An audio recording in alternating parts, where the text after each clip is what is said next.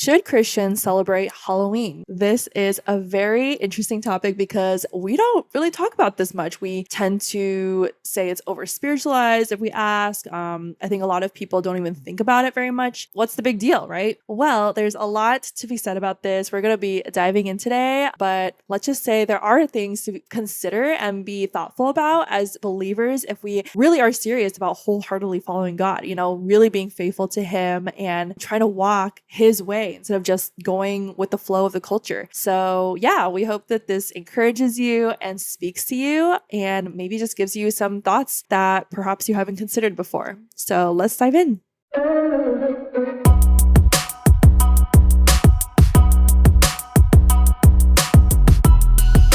Should Christians celebrate Halloween? A lot of times we wonder about this. Maybe you wonder overtly or you don't wonder about it at all, but it is definitely very important because it is celebrated literally all around the world. We want to talk about this because a lot of our friends celebrate it. Like Grace says, America celebrates it a lot, but we also don't want to be like, yeah, ew. Gross.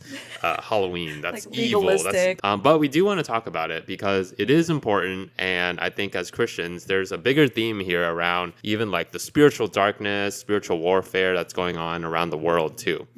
It's definitely a juicy question. And I feel like a lot of us don't even want to think about it. Or most people are like, that's not a big deal. Like, why are you guys, over spiritualizing things? And to an extent, just like what Alex said, that could be true. On the opposite end, there's also like some real life implications of spiritual forces and warfare that we just want to talk about and like bring to the forefront so that we're aware and we're not just like apathetic, I guess, about it. Before we get started, we love that people are subscribed and following us on social media because that's how we ask you guys to vote for your favorite topics, to input your questions for us to talk about. And we just want to invite you, if you haven't yet, to make sure you sign up for the email list because going forward, we're going to be actually utilizing that even more to just share our resources, share updates, and kind of do more like exclusive stuff with our email list subscribers. So make sure you go to the link in the description and you can sign up there and make sure you don't miss out on anything coming from us and from the podcast,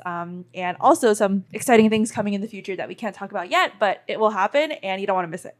So yes, we are evolving, and if you're not part of the email list, you will not receive our communications. Anyways, back to our scheduled content. Yeah. So, what makes Halloween so contentious? Well, a lot of us have positive associations and even very fond memories of Halloween as kids, but we rarely think of the different sides of Halloween, like especially as we mature as Christians.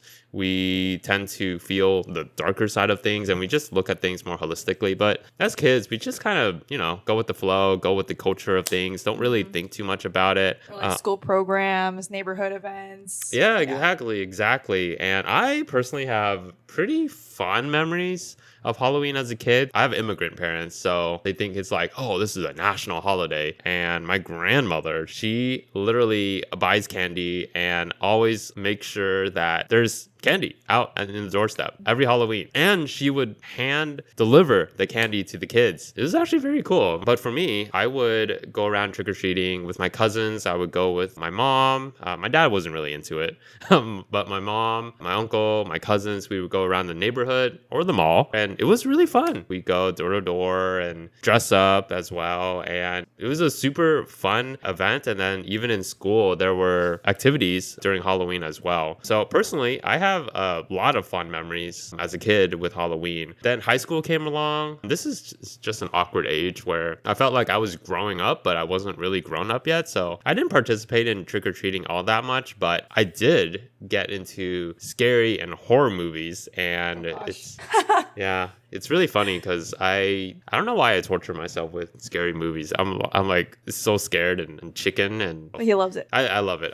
I'm the opposite. I do not do well with scary movies. But in college, I also actually didn't participate in Halloween too much, but I did remember a lot of my friends and just college students, especially in the dorms, getting wasted or dressing up or going to parties. I would tangentially participate, but I wasn't really in it. That's just what I noticed in college. Yeah. What about you? I think you make a good point about the awkward high school age because I feel like no one talks about that, but that's true. Like when you're a kid, you have so much fun trick or treating, but then suddenly when you're a teenager, you're not really like it's not really accepted anymore for you to trick or treat, but you like liked it so much growing up, so that it's like, what do you do anyway? Totally.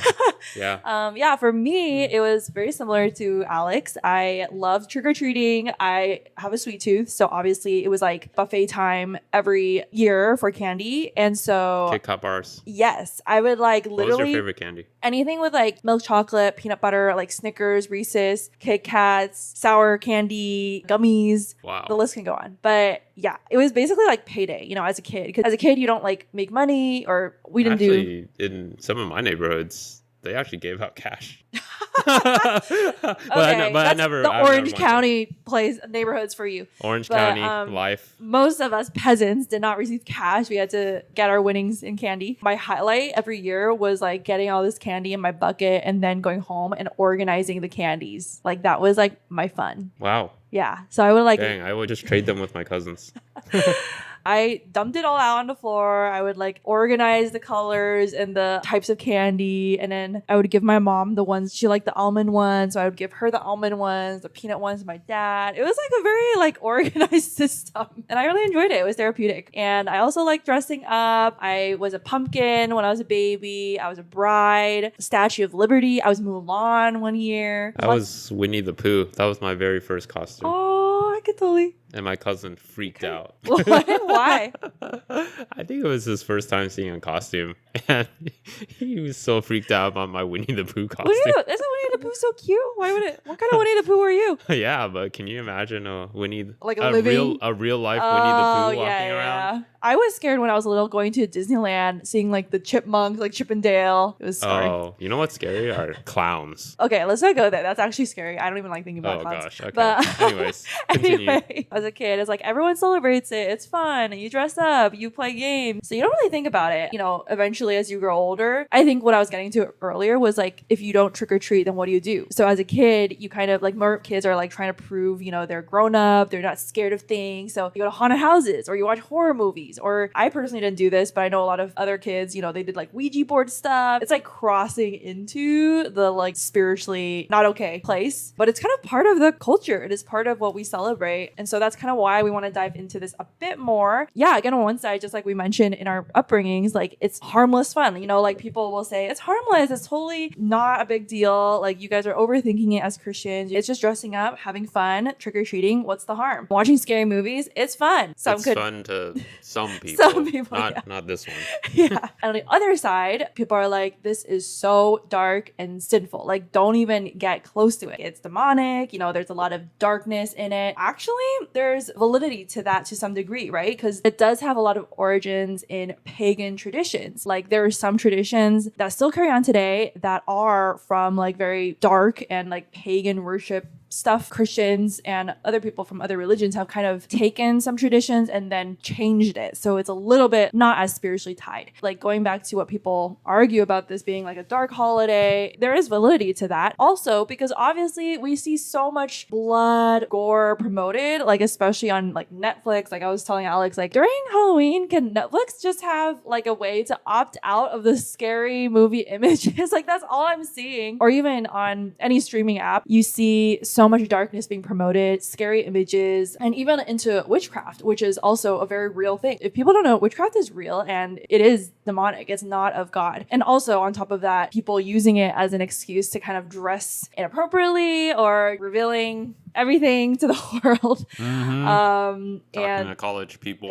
yeah, and it's promoted in celebrity culture too, like celebrities, you know, using it as a way to show off their bodies, and that's another topic. But basically, it can be very abused, and you know, hookup culture, sex, all this stuff is related and intertwined with that. It's really easy to fall into the trap of being apathetic or hyper legalistic, but really, there's no right or wrong way. We're not here to say like, hey, don't celebrate Halloween. It's evil. We just want to personally encourage you to do what God is calling into you, but we also just want to give you some principles for you to follow or guidelines when we're celebrating Halloween. Yeah, because there's definitely not one right way or one formula to follow. It's really all about what God is personally speaking to you and convicting you about. We want to cover 3 kind of principles to consider. So the first one is, why do you want to do or not want to do something? And this pertains to not just Halloween. It's really anything in life. Instead of thinking, is this bad or is this good? Really think a layer deeper. Like, why do I want to do or not want to do something? And that's ultimately, looking into your inner motivations. Do you just want to fit in? Do you just feel pressured by other people? Do you feel like, oh, I don't want to be looked down on. I don't want to be called weird. Are you afraid of what others might think of you? Ultimately, it's really remembering, going back to scripture, it's like you don't live for the fear of man, you live for the fear of God. Like, God's opinion is what matters, right? And so ultimately, it's just about doing what God is telling you and not what you feel like others expect, doing things out of fear, out of obligation, out of wanting to be accepted by other people. I'm even reminded of how in college people would semi-pressure you to go to parties or especially not only in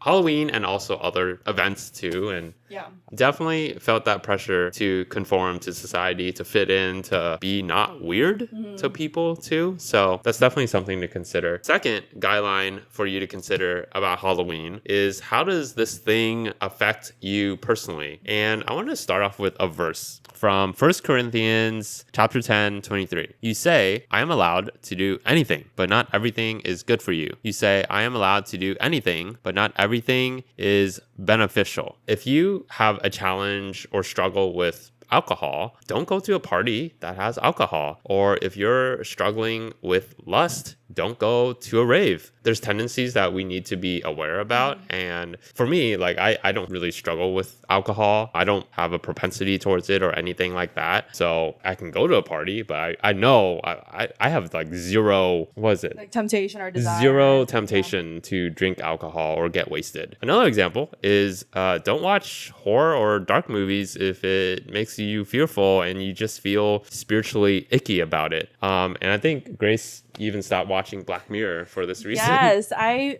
have a YouTube video talking about this. So I watched Black Mirror a couple years ago. If people don't know, Black Mirror is kind of like a dark, sci-fi thriller series that used to be kind of more, I would say, tame. It was still pretty dark, but I could handle it. And I fast forward, I think they switched their direction. If anyone watched this new season, you know what I'm talking about. But it got really twisted and dark. Maybe it's also because I've changed as a person over the past 2 years, and I feel like the more you grow in God, actually the less appealing those things tend to be. And so when we were watching, I was like, I don't think I can keep watching this series. We actually stopped watching it because I felt so not good afterwards. I was like, this is not good for my soul, and I know it. If you watch something or you see something or you listen to something that you notice, it's making you more fearful or more paranoid or more, I don't know how to explain it. You just know, it's not very healthy and life-giving. That's a sign to pay attention to of maybe I should stop this because it's actually not edifying me. It's more pulling me away from God. The last movie that I really felt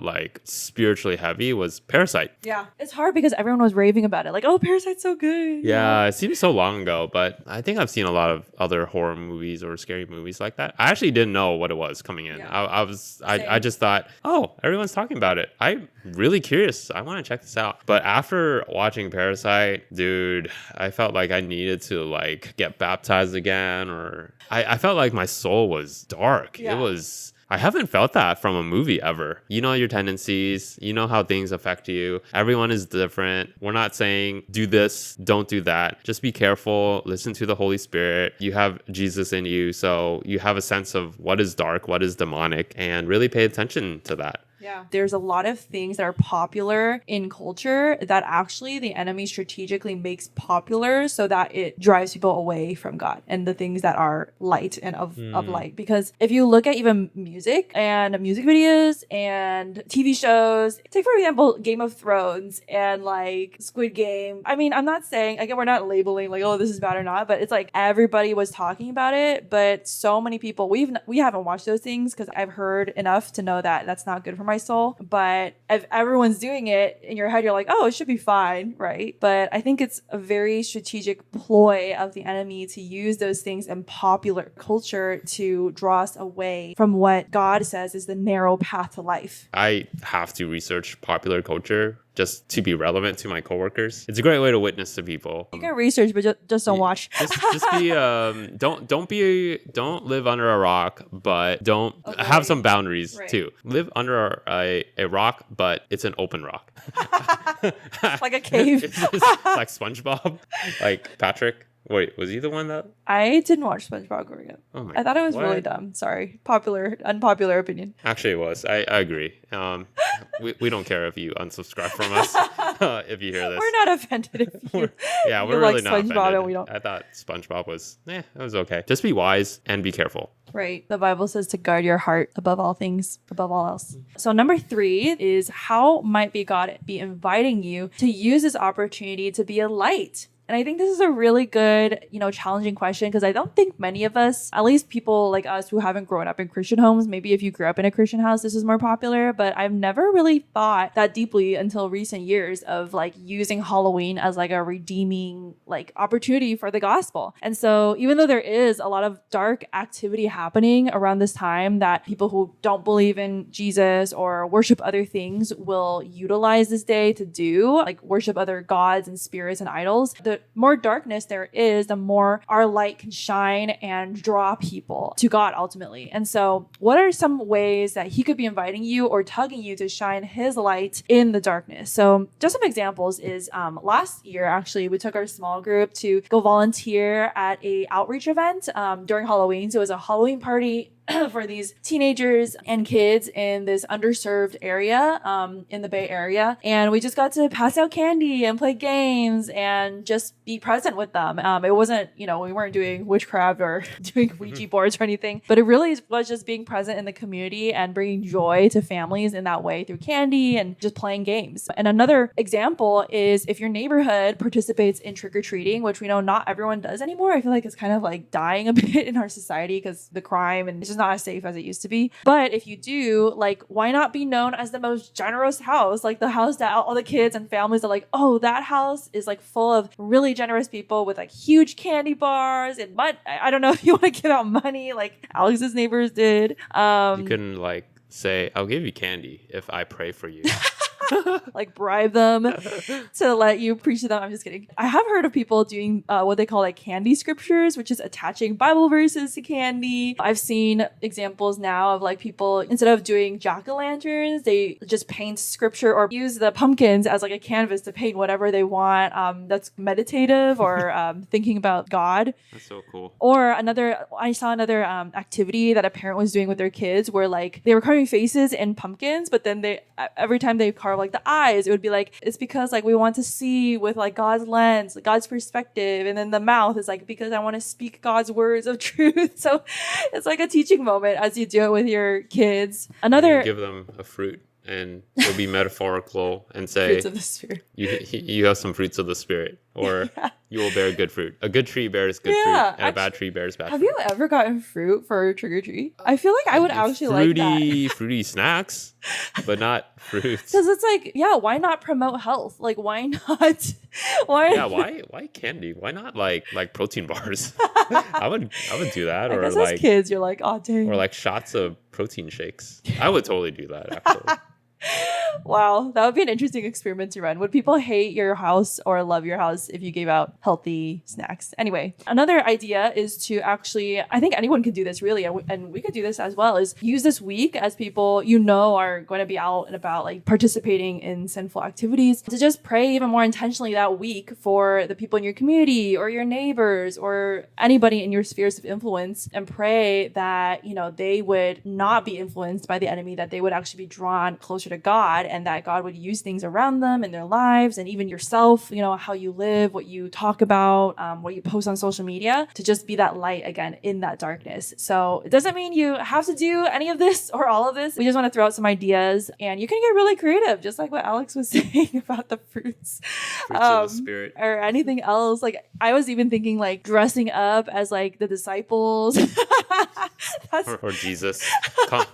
Or that people could be blasphemous? like, knock on the door and it will open Oh my gosh. and give them a Bible verse. Wow. Yeah, what if you like set up your yard? We don't have a yard, but like if you have a yard, like set up like an experience that people could walk through to like learn about Jesus before they get to the door. Wow. Okay, we're getting carried That's away. Christmas. That's Christmas. Yeah. Basically, why don't we celebrate Christmas instead of celebrating Halloween? Yes. Just skip it. Scrap it. Okay. To wrap things up, be aware and do not fear. Be aware that daily spiritual warfare is real. It is a real thing, and you can definitely feel it too. And I want to share from Ephesians 6:12. It says, "For we are not fighting against flesh and blood enemies, but against evil rulers and authorities of the unseen world, against mighty powers in this dark world, and against evil spirits in the heavenly places." So the devil is always looking for opportunities to get a foothold into your heart and soul. So be very careful with it. It's definitely real. And Wait, I have a question about scary movies. yeah. So, like, you said watching Parasite was not good for your soul, but you still to this day enjoy watching scary movies. So I have a question. I think people will be wondering, what is it about scary movies that draws you to watch it? But then how do you make sure it doesn't like taint your soul like Parasite or Black Mirror? There's a difference between scary and dark. Dang. An example, dark is like Parasite. I can't even think Like because disturbing. Yeah, I can't even think of like shows or movies around dark. Black Mirror, like we said, but scary is like suspenseful. It's like it keeps me awake. I can only think of like OG Halloween movies, but a dark movie is Halloween, like the guy in the white mask. I think that's just super dark. It's like some guy just murdering people. That's dark to me. Scary is just like, oh, whoa, you gotta watch out. Like a jump scare. I mean, horror movies can have jump scares. It's hard to say. Yeah. So you just what you're saying is you just like the adrenaline rush of the whoa, like didn't see that coming. yeah, I like being on the edge of my seat, I see. but I don't want to have my soul stained. You know, if a movie is dark, it's like, oh, you feel the ick. like kind of heavy. Yeah. Almost. Okay. It like affects you internally, but scary movies are just like I'm like sweating or I'm like I'm like jumping Alex like that. sweats in a lot of not even scary movies, just like adventure, like Marvel or Yeah, sweating. yeah. I think for everyone it is different. I think the big theme you just touched on is know yourself, be honest with what's your threshold, and then be cautious and mindful before just jumping into things and then not thinking about what this will do to your spiritual well-being. Totally. 1 Peter 5:8 says, "Stay alert. Watch out for your great enemy, the devil. He prowls around like a roaring lion looking for someone to devour." Although this holiday can get very dark in some ways, it is important to guard your heart, know what your temptations are, know where sin is most tempting for you to do. Like I said in the beginning, if you struggle with lust, don't go to a strip club. Actually, don't go to a strip club. Period. Or don't go to a rave. If you struggle with alcohol, don't go to a party with a bunch of alcohol. So James 4:7 says, "Resist the devil and he will flee from you." Actually, now that I'm reading it, it's interesting that if you resist the devil, he will flee from you. It doesn't say like flee from the devil. Yeah. It's very interesting. Yeah. Anyways, please resist the devil. Yeah, no, I think it just speaks to the power of our choices. Like, we actually, it's not that hard. It's up to us to actively choose. Will we say no? If we say no, he's gonna go away because he knows you're not susceptible. I don't know why that's so hard to say. You're not susceptible to him. You're not vulnerable. And so when you say no thanks, he will go away. But if we are like, oh, okay, maybe, and then he'll be like, oh, great, a great opportunity for me to prowl to prey on this person. Not PRAY, but PREY. Someone once told me, and this will never leave me, don't pitch your tent at the devil's door. You don't want to set yourself up for failure basically by just saying, yeah, sure, like let me do this, and knowing full well that that's probably not good for you. Again, the 3 key questions that you can use to self-evaluate and ask God about, you can ask God to highlight this to you and journal this down is, number 1, why do you want to do something or not do something? Do what God tells you, look in your heart motivation. Number 2, how does that thing affect you? Do what is honoring to God, not just mindlessly or recklessly doing something. And number 3, how might God be inviting you to be a light? but at the same time, don't feel obligated to do things just because you're like, oh, I have to like be Christian. Like honestly, just ask God and he might give you different ideas, and just do what you honestly feel nudged or tugged to do, and that gives you life and joy. Yeah, we just hope this gives you some food for thought, some fruit for thought. The most important thing ultimately is knowing that there's no one perfect way. It's not about do this, don't do this. It's just about listening to God's voice. In this podcast, we talk about the importance of having a real, intimate, living relationship with God. Just like me and Alex, like we talk all the time and we ask for each other's input on things. And same with God, like he wants to give us input on our lives, and he also wants to hear us and how we're doing. So it's really just about having that active two-way relationship with God and faithfully following what you believe he's leading you to do when it comes to honoring him, and also being a witness in terms of being light to those in your life and around you. For example, this year we're going to a Halloween party that our friend is hosting. It's anime. It's anime clean. themed. What's that? It's anime themed. Did you know that? Oh, it's anime theme. Yeah. Yeah. So it's not like dark and scary. It's probably kind of nerdy, but it'll be fun. Yeah. So we're not living under a rock. We are doing things for Halloween. Yeah, but we're not worshiping. But we're not worshiping the devil. Satan or anything like that. We're probably gonna worship God like at the party. In our anime costumes. Can you imagine all the Gokus and all the Gokus, like all the Narutos, like worshiping God and singing how great is our God. Oh my gosh, that'd be so cool. As a final reminder, if you haven't signed up to the email list. It'll be again linked in the description. We're not gonna spam you. We're not gonna give you like every email, 10 emails a day. You can always unsubscribe if you're like, actually, I don't really like what they're sending me. It won't hurt our feelings. We understand. We understand. Yeah. We unsubscribe all the time to stuff. Yeah, but it'll be really easy to unsubscribe if you want to. Next week, we have a really special interview. Not just because of the content, which is going to be so important to our everyday lives that we don't even realize we need to talk about it. So that's a little clue.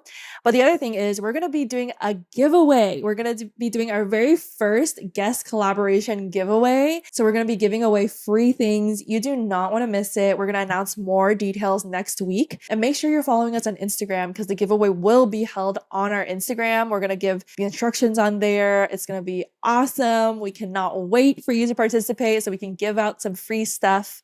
But yeah, it's going to be great. And I think it'll bring the clue is it'll give a lot of comfort and hope and healing. See you next week.